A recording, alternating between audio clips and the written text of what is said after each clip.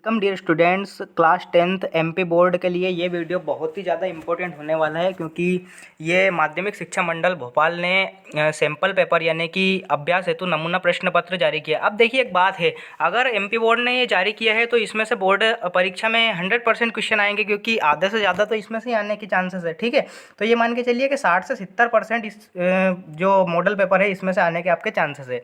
दूसरा, मैंने एक previous year question paper solution भी करवाया है क्योंकि एमपी बोर्ड क्या करता है, पिछले वाले पेपरों में से भी देता है प्लस ये जो मॉडल पेपर है इसमें से भी आपके दोनों अगर आपने कर लिए, ठीक है, तो आपके ये मान के चलिए 70 से 80 नंबर कहीं भी जाने के कहीं भी नहीं जा सकते, मतलब ये आपके आने ही है। ठीक है, 100 में से। तो चलिए शुरू करते हैं। एमपी बोर्ड का जो मॉडल पेपर है इसको आप बिल्कुल भी स्किप मत कीजिए। 10th वालों के लिए ये वीडियो काफ़ी ज़्यादा इंपॉर्टेंट है क्योंकि कल यानी कि दिनांक 5 जनवरी आपका हिंदी का पेपर है। तो सभी को सबसे पहले बेस्ट ऑफ लक। ठीक है, आराम से जाइए, पैनिक नहीं होना है, घबराना नहीं है परीक्षा में। ठीक है, चलिए तो शुरू करते हैं। देखिए, सबसे पहला क्वेश्चन है, सही विकल्प का चयन करके लिखिए। तो सबसे पहला क्वेश्चन है, आचार्य रामचंद्र शुक्ल ने हिंदी पद्य साहित्य का विभाजित किया है। तो देखिए, आचार्य रामचंद्र शुक्ल ने हिंदी पद्य साहित्य को कितने कालों में विभाजित किया है, तो आपका करेक्ट आंसर आ जाएगा बी, यानी कि 4 कालों में। ठीक है, दूसरा, परशुराम को व्यंग भरे उत्तर किसने दिए। तो सबको पता है परशुराम को व्यंग भरे उत्तर, आपने रामायण भी देखी होगी और दूसरा पार्ट भी पढ़ा होगा, तो आपको परशुराम वाला जो चैप्टर है उसमें बताया गया है कि परशुराम को व्यंग भरे उत्तर किसने दिए, तो लक्ष्मण ने। ठीक है, तो सा ऑप्शन इसमें आ जाएगा। देखिए तीसरा क्वेश्चन, रमणीयार्थ प्रतिपादक शब्द काव्यम परिभाषा किसने दी है। तो देखिए ये काव्य की परिभाषा है, ये पंडित जगन्नाथ की परिभाषा है। ठीक है, तो इसमें बी वाला ऑप्शन आपका राइट हो जाएगा। चौथा है, संस्कृति पाठ में न्यूटन को न्यूटन को क्या कहा गया है। ठीक है, तो संस्कृति पाठ आपने पढ़ा होगा कि न्यूटन को एक वैज्ञानिक कहा गया है। ठीक है, चौथा वाला का आंसर आ जाएगा ए ऑप्शन। ठीक है, पांचवा, क्रिया विशेषण में विशेषता बताई गई है। ठीक है, तो क्रिया विशेषण में किसकी विशेषता बताई जाती है, तो देखिए क्रिया विशेषण में क्रिया की विशेषता बताई जाती है। और अगर आ जाए इसमें विशेषण विशेषण किसकी विशेषता बताए, तो ये संज्ञा और सर्वनाम की विशेषता बताए, लेकिन यहाँ पूछा गया है कि क्रिया विशेषण में विशेषता बताई जाती है, तो इसका आंसर आ जाएगा ए, यानी कि क्रिया की। ठीक है, छठा क्वेश्चन है, भोलानाथ और उसके साथी अपने घरौंदे के किवाड़ बनाते थे। तो देखिए भोलानाथ और उसके पिताजी दिया सलाई की पेटियों से ये बनाते थे। ठीक है, तो इसमें आंसर आ जाएगा अपना डी ऑप्शन। ठीक है, तो ये इस प्रकार से आपके सही विकल्प हो जाएंगे। रिक्त स्थान की पूर्ति कीजिए। तो देखिए सबसे पहला जो क्वेश्चन है वो है, रिक्त स्थान कविता फागुन की मादकता को प्रकट कर रही है। तो देखिए ये कविता है कौन सी, अट नहीं रही है, ये कविता है और ये फागुन की मादकता को प्रकट कर रही है। ठीक है, तो इसके ये आईएमपी क्वेश्चन है, इसके आने के भी चांसेस हैं। ठीक है, दूसरा क्वेश्चन है, जहाँ एक शब्द का समान अर्थ में एक से अधिक बार क्रमशः प्रयोग होता है वहाँ रिक्त स्थान अलंकार होता है। तो देखिए इसमें आपको आंसर पता ही होगा कि पुनरुक्ति प्रकाश, ये पुनरुक्ति का अर्थ ही है पुनः प्लस उक्ति, यानी कि बार बार कही जाने वाली उक्ति को पुनरुक्ति प्रकाश अलंकार कहते हैं। तो ये आपका आंसर आ जाएगा पुनरुक्ति प्रकाश। ठीक है, तीसरा क्वेश्चन है कि जिन छंदों की रचना मात्राओं की गणना के आधार पर होती है। तो देखिए जिन छंदों की, इसमें नाम से स्पष्ट है कि मात्राओं के हिसाब से होगी, तो उसमें कौन सा जाएगा, मात्रिक छंद। और अगर पूछा जाए कि वर्णों के आधार पर, तो देखिए इसमें वार्णिक छंद। ठीक है, तो इसमें आंसर आ जाएगा आपका मात्रिक छंद। पांचवा है, शहनाई बजाने के लिए रिक्त स्थान का प्रयोग होता है। तो देखिए पाठ में दे रखा है कि शहनाई बजाने के लिए रीढ़ का प्रयोग होता है। ठीक है, तो इसमें आंसर आ जाएगा आपका रीढ़। यशोगान संधि का उदाहरण है। तो देखिए यशोगान में बहुत सारे गलत करेंगे, इसमें स्वर संधि कर देंगे, लेकिन यशोगान का संधि विच्छेद होता है यश धन गान। ठीक है, तो ये विसर्ग संधि का उदाहरण है। ठीक है, विसर्ग संधि इसमें आ जाएगा। कभी लॉन्ग स्टॉक में रिक्त स्थान फिल्म की शूटिंग हुई थी। तो देखिए इसमें गाइड, यानी कि ये जो गाइड ऑप्शन है इसमें गाइड फिल्म की शूटिंग हुई थी। ठीक है, तो ये आप याद रखिए, आईएमपी क्वेश्चन है। ठीक है, तो इस प्रकार से आपके रिक्त स्थान हो जाएंगे। अगला चलते हैं सत्य और असत्य पे। ठीक है, तो देखिए पहला क्वेश्चन दे रखा है, वात्सल्य और श्रृंगार रस के श्रेष्ठ कवि सूरदास को माना गया है। तो बिल्कुल सही बात है, वात्सल्य के जो कवि है वो सूरदास को माना ही गया है। ठीक है, इन्होंने अधिकतम जो अपनी रचनाएं हैं वो कृष्ण भक्ति या कृष्ण भगवान के जो वात्सल्य रूप है, जो जब छोटे थे वो, तो उनके बारे में बताया है, तो वात्सल्य रस का प्रयोग इनने किया है, तो बिल्कुल सत्य हो जाएगा। ठीक है, दूसरा क्वेश्चन है कि जहाँ किसी वस्तु या विषय का वर्णन बड़ा चढ़ा कर किया जाए वहाँ अनियुक्ति अलंकार होता है। तो बिल्कुल गलत बात है, वहाँ पे तो वक्रोक्ति क्या बोलते हैं, अतिशयोक्ति अलंकार का प्रयोग होता है। तो ये अनियुक्ति तो अन्युक्ति होती है, तो ये बिल्कुल ही असत्य बात है। ठीक है, तो दूसरे वाले में असत्य आ जाएगा। तीसरा क्वेश्चन है अपना, मनु भंडारी अपने भाइयों के साथ गुल्ली डंडा भी खेलती थी। तो बिल्कुल सत्य बात है, आपने पाठ पढ़ा होगा तो गुल्ली डंडा वो खेलती थी। ठीक है, तो इसमें आ जाएगा सही, सत्य।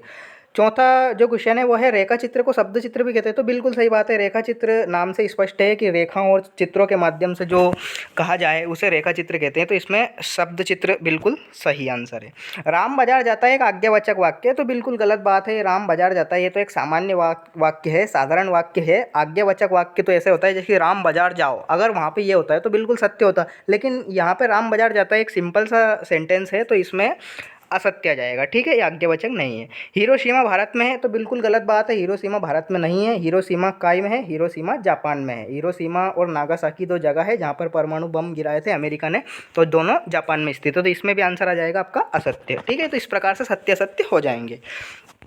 अगला क्वेश्चन है, सही जोड़ी का मिलान कीजिए। देखिए, आधुनिक कबीर, आधुनिक कबीर को, ये आईएमपी है, आधुनिक कबीर को किसे जाना जाता है, तो नागार्जुन को आधुनिक कबीर के नाम से जाना जाता है। इसके साथ ही मैं एक दो ऑब्जेक्टिव और बता देता हूँ कि उपन्यास सम्राट किसे जाना जाता है, तो उपन्यास सम्राट जाना जाता है मुंशी प्रेमचंद को। ठीक है, तो ये भी आईएमपी है, ये कल आ सकता है परीक्षा में, तो इसका भी आप ध्यान रखें। एक है अपना आधुनिक मीरा। ठीक है, आधुनिक मीरा के नाम से किसे जाना जाता है, तो महादेवी वर्मा को आधुनिक मीरा के नाम से जाना जाता है। ठीक है, तो इस प्रकार से आपको करना है। एक है अपना नाटक सम्राट किसे जाना जाता है, तो नाटक सम्राट जयशंकर प्रसाद को नाटक सम्राट के नाम से जाना जाता है, क्योंकि इनकी समुद्रगुप्त, स्कंदगुप्त ये मुख्य नाटक हैं। ठीक है, तो इनको नाटक सम्राट के नाम से जाना जाता है। अगला है चौपाई। देखिए, चौपाई छंद पूछा है, तो चौपाई छंद कैसा है, ये पिछले साल भी पूछा गया था। तो चौपाई छंद एक सममात्रिक छंद है। ठीक है, तो इसमें आ जाएगा सममात्रिक छंद। ठीक है, बालक मीरा, इसमें आंसर आ जाएगा आपका लखनऊ। ठीक है, सी, ये जो ये दे रखा है, ठीक है, छा वाला लखनऊ। समास के प्रकार तो सबको पता है, समास के 6 प्रकार होते हैं, और अगर यहाँ पे आए संधि के प्रकार तो संधि के प्रकार 3 आ जाएगा। ठीक है, समास के प्रकार 6 आ जाएगा। पांचवा है अपना सबसे आगे रहने वाला। तो सबसे आगे रहने वाला ये आपको वन वर्ड में दे रखा है, अग्रणी। ठीक है, तो इसमें आंसर आ जाएगा खा, यानी कि अग्रणी। ठीक है, छठा क्वेश्चन है, ऊंच नीच में बई कियारी। तो देखिए, एक लाइन है ये, ऊंच नीच में बई कियारी पार्ट में से, तो इसका आ जाएगा जो उपजी सो भई हमारी। ठीक है, तो इसका कंप्लीट ये सेंटेंस हो जाएगा। तो इस प्रकार से आपकी जोड़ी हो जाएगी बिल्कुल ही ईजी। ठीक है, अगला चलते हैं अपन, निम्नलिखित प्रश्नों के उत्तर एक वाक्य में लिखिए। तो देखिए, सबसे पहला, कवि निराला का उत्साह गीत किसे संबोधित है, तो कवि निराला का उत्साह जो गीत है वो देशवासियों को संबोधित है। किसको, देशवासियों को। ठीक है, ये आप याद रखिएगा। दूसरा क्वेश्चन है अपना, रस किसे कहते हैं। तो देखिए, रस की परिभाषा आप बिल्कुल भी मिस नहीं करना है, क्योंकि रस, अलंकार, छंद ये परीक्षा में पूछे जाते हैं। तो रस की परिभाषा होती है कि किसी काव्य, कहानी, नाटक को देखने या पढ़ने में जो आनंद की अनुभूति होती है, जो मज़ा आता है, उसे ही रस कहते हैं। ठीक है, तो रस होते हैं। रस के अंग भी आप याद रखिए कि रस के 4 अंग होते हैं, स्थायी भाव, विभाव, अनुभाव तथा संचारी भाव। ये भी आईएमपी क्वेश्चन है। ठीक है, तीसरा, संस्कृति निबंध हमें किससे टकराने की प्रेरणा देता है। तो बिल्कुल इजी क्वेश्चन है, संस्कृति निबंध हमें जीवन के विभिन्न पहलुओं के बारे में सोचने की प्रेरणा देता है। ठीक है, अगेन मैं रिपीट कर देता हूँ कि संस्कृति निबंध हमें जीवन के विभिन्न पहलुओं के बारे में सोचने की प्रेरणा देता है। ठीक है, चौथा है अपना, वीर रस की कविताओं में कौन सा गुण पाया जाता है। तो देखिए, वीर रस की कविताओं में कौन सा गुण पाया जाता है, तो सबको पता है कि ओज गुण पाया जाता है। ठीक है, ओज गुण का मतलब ही क्या है कि जिन शब्दों में वीर रस की कविताएं हों उन्हें ओज गुण कहते हैं। ठीक है, तो इसका आप याद रखिएगा।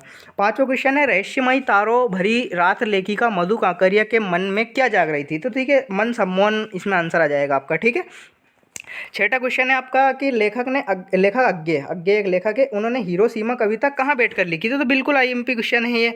लेखक अज्ञे ने हिरोशिमा की जो कविता है वो रेलगाड़ी में बैठकर लिखी थी। ठीक है, ट्रेन में, यानी कि रेलगाड़ी में। ठीक है, तो इसका रेलगाड़ी आपका आंसर आ जाएगा। ठीक है, तो इस प्रकार अपने वन वर्ड हो जाएंगे।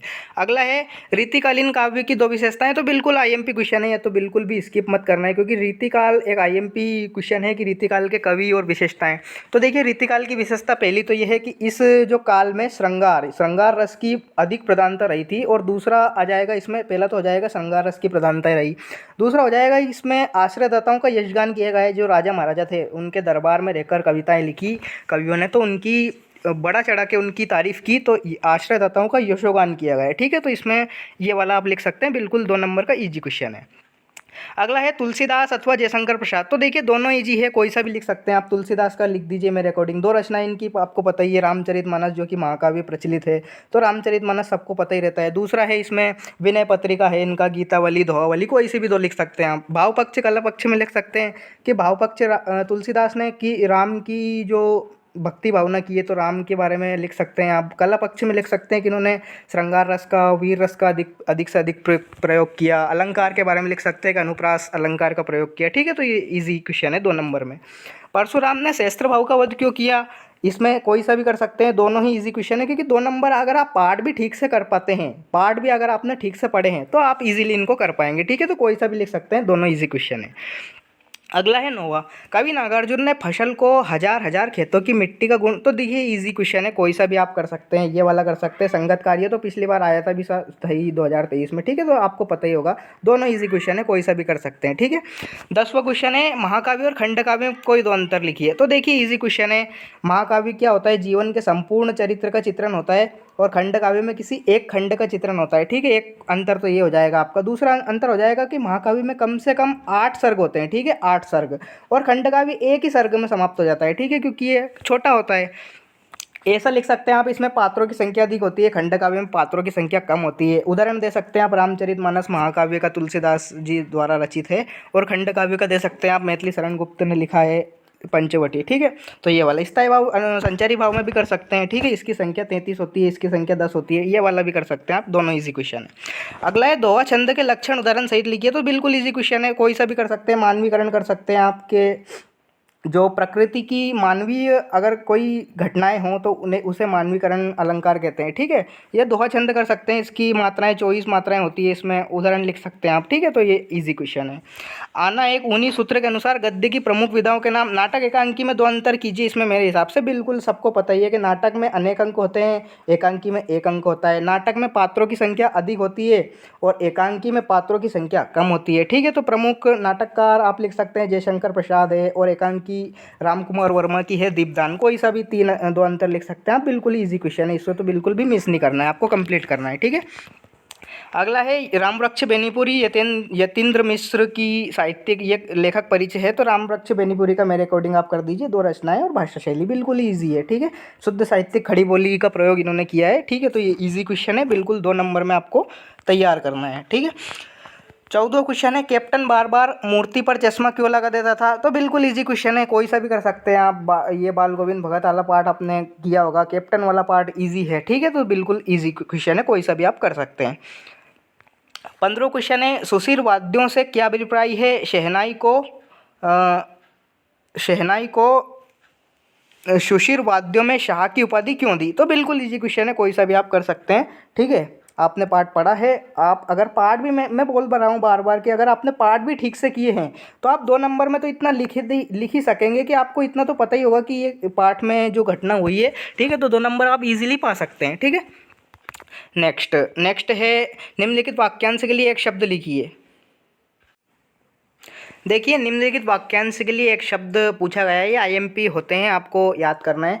पूरब की ओर बहने वाली हवा। तो देखिए, पूरब की ओर बहने वाली हवा को कहते हैं पूर्वा, या तो आप लिख सकते हैं पूर्वा। ठीक है, या फिर लिख सकते हैं आप पूर्वैया, दोनों में से कोई सा भी लिख सकते हैं, दोनों ही करेक्ट आंसर है, पूर्वा या पूर्वैया। ठीक है, अगर प्रश्न में देखिए, ये तो पूर्व की ओर हवा चलने वाली, उनको कहते हैं पूर्वा या पूर्वैया। अगर प्रश्न में पूछा जाए कि पश्चिम की ओर बहने वाली हवा को क्या कहते हैं, तो पश्चिम की ओर बहने वाली हवा को कहते हैं पछुआ। ठीक है, ये भी आप ध्यान रखिए, पछुआ। ठीक है, तो पछुआ उसका आंसर हो जाएगा। अगला है, जिसे बांटा ना जा सके। तो सबको पता है, जिसे बांटा ना जा सके उसे क्या कहते हैं, अविभाज्य कहते हैं। ठीक है, अविभाज्य। ठीक है, अविभाज्य आपका आंसर हो जाएगा, तो बिल्कुल ही इजी क्वेश्चन है। देखिए, इसके अथवा में पूछा गया है, निम्नलिखित मुहावरे का अर्थ लिखते हुए वाक्यों में प्रयोग कीजिए। तो देखिए, 1 और 1 11 होना। अब बहुत सारे इसमें गलती करेंगे, 1 और 1 11 होना का क्या लिखेंगे, वो लिखेंगे कि भाग जाना, जबकि बिल्कुल ही गलत है। 1 और 1 11 होना का, देखिए 9 2 11 अगर प्रश्न में पूछा जाता तो 9 2 11 का मतलब होता है भाग जाना, लेकिन 1 और 1 11 होना मतलब होता है एकता में शक्ति होना। ठीक है, तो इसका आ जाएगा एकता में शक्ति होना, एकता में शक्ति होना। ठीक है, तो एकता में शक्ति अगर हो तो उसे कहते हैं 1 और 1 11 होना। दूसरा पूछा गया है इतिश्री होना। तो बिल्कुल इजी क्वेश्चन है। इतिश्री आपने पढ़ा होगा कि रामायण में जो होते हैं, लास्ट जो खत्म हो जाती है तब लिखा होता है इतिश्री खंड समाप्त। ठीक है, तो इतिश्री मतलब मतलब होता है समाप्त होना। ठीक है, समाप्त होना, तो ये आप याद रखिए, इतिश्री यानी कि समाप्त होना। ठीक है, अगला क्वेश्चन है अपना, भोलानाथ अपने साथियों को देखकर सिसकना क्यों भूल जाता है। तो आईएमपी क्वेश्चन है, बिल्कुल ही IMP क्वेश्चन है, इसके आने के मुझे चांस लग रहे हैं, ठीक है। 100% ये आ सकता है, इसको आप ज़रूर भी मिस ना करें, बिल्कुल भी मिस ना करें, इसको याद रखिए, ठीक है। अगला है काव्यांश को संदर्भ प्रसंग। तो देखिए संदर्भ प्रसंग कोई सा भी कर सकते हैं आप, संदर्भ प्रसंग व्याख्या लिखना है। संदर्भ आपको पता ही है, प्रस्तुत पंक्तियाँ हमारी पाठ्य पुस्तक, ऐसे करके लेखक या कवि के नाम लिखना है उसमें, जो भी हो आपको सारे कवि या लेखक के पूरे नाम होने चाहिए, एक बार हिंदी में आप जरूर देखें, ठीक है। निम्नलिखित गद्यांश की देखिए एक क्वेश्चन आता है आपका पद्यांश का और एक क्वेश्चन आता है गद्यांश का, दोनों के संदर्भ प्रसंग व्याख्या आपको कंठस्थ याद होने चाहिए। कोई सा भी पाठ हो, कोई किसी भी पाठ कह सकते हैं आप, लेखक और कवि के जरूर याद रखें, सारे पार्ट के एक बार रिवाइज करके जाएं, ठीक है। तो संदर्भ प्रसंग व्याख्या IMP है, 4 नंबर या 3 नंबर में पूछा जाता है, 3 नंबर का होता है अधिकतम, ठीक है। अब देखिए विज्ञापन दे रखा है, हाथ घड़ी एक आकर्षक विज्ञापन तैयार कीजिए और एक संवाद दे रखा है। तो परीक्षा की तैयारी के संबंध में मेरे अकॉर्डिंग आप संवाद लिख दीजिए कि हमारी परीक्षा आने वाली है। एक मित्र को नाम दे सकते हैं आपके, मोहन, एक को नाम दे सकते हैं मोहन, दूसरा कोई भी राकेश, राम, कुछ भी दे सकते हैं, ठीक है। तो मोहन कहेगा कुछ भी, कि जैसे कि बोर्ड परीक्षा निकट आ रही तो राकेश के हाँ तैयारी में लगो, ऐसा वैसा कुछ भी मतलब लिख सकते हैं आप, तो आराम से आपके 3 नंबर आ जाएंगे, ठीक है। 3 मार्क्स का क्वेश्चन है। हाथ घड़ी का भी लिख सकते हैं आप। विज्ञापन लिखिए, इसमें विज्ञापन में आपको चित्र वगैरह भी बनाना रहता है, इसलिए मैं कह रहा हूँ कि संवाद जरूर लिखिए, ठीक है। तो ये वाला कर सकते हैं आप।